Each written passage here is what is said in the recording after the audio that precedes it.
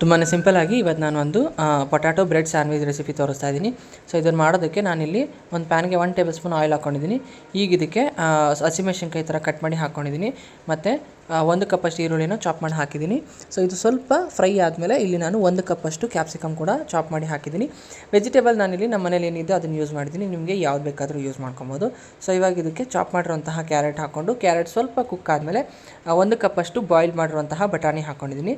So ಇದನ್ನು ಕೂಡ ಸ್ವಲ್ಪ ಮಿಕ್ಸ್ ಮಾಡಿಕೊಂಡು ರುಚಿಗೆ ತಕ್ಕಷ್ಟು ಉಪ್ಪು, ಸ್ವಲ್ಪ ಖಾರ ಪುಡಿ ಮತ್ತು ಧನಿಯಾ ಪುಡಿ, 1/4 ಟೇಬಲ್ ಸ್ಪೂನಷ್ಟು ಪೆಪ್ಪರ್ ಪೌಡ್ರ್ ಹಾಕ್ಕೊಂಡಿದ್ದೀನಿ. ಸೊ ಇವಾಗ ಇದನ್ನು ಚೆನ್ನಾಗಿ ಮಿಕ್ಸ್ ಮಾಡಿಕೊಂಡು ಇಲ್ಲಿ ನಾನು ಗ್ಯಾಸ್ ಆಫ್ ಮಾಡ್ಕೊಂಡಿದ್ದಕ್ಕೆ ಕೊತ್ತಂಬರಿ ಉದಿಸ್ಕೊಂಡ್ರೆ ಆಯ್ತಿದು.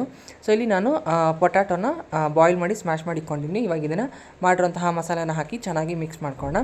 ಸೊ ಇಲ್ಲಿ ನಾನು ವೈಟ್ ಬ್ರೆಡ್ಗೆ ಈ ಥರ ಸ್ಟಫಿಂಗ್ ಮಾಡಿರೋಂಥ ಆಲೂಗಡ್ಡೆದು ಇದನ್ನು ಅದರೊಳಗಡೆ ಹಾಕಿ ಚೆನ್ನಾಗಿ ಸ್ಟಫ್ ಮಾಡ್ಕೊಂಡಿದ್ದೀನಿ. ಇವಾಗ ಇದನ್ನು ಮೇಲೆ ಬ್ರೆಡ್ ಇಕ್ಬಿಟ್ಟು ಇಲ್ಲಿ ಈ ಥರ ಚೆನ್ನಾಗಿ ರೋಸ್ಟ್ ಮಾಡ್ಕೊಳ್ಬೇಕು. ಸೊ ಇಲ್ಲಿ ಒಂದು ಟ್ರಿಕ್ ಏನಂತಂದರೆ, ರೋಸ್ಟ್ ಮಾಡಬೇಕಾದ್ರೆ ನಾವಿಲ್ಲಿ ಈ ಥರ ಮೇಲೆ ವೆಯ್ಟ್ ಇಟ್ಟರೆ ಬ್ರೆಡ್ಡು ತುಂಬ ಕ್ರಿಸ್ಪಿಯಾಗಿ ಆಗುತ್ತೆ. ಸೊ ಈ ಥರ ಮಾಡಿ ಟ್ರೈ ಮಾಡಿ ನೋಡಿ, ಕಮೆಂಟ್ ಮಾಡಿ ಹೇಳಿ ಹೇಗೆ ಬಂತು ಅಂತ.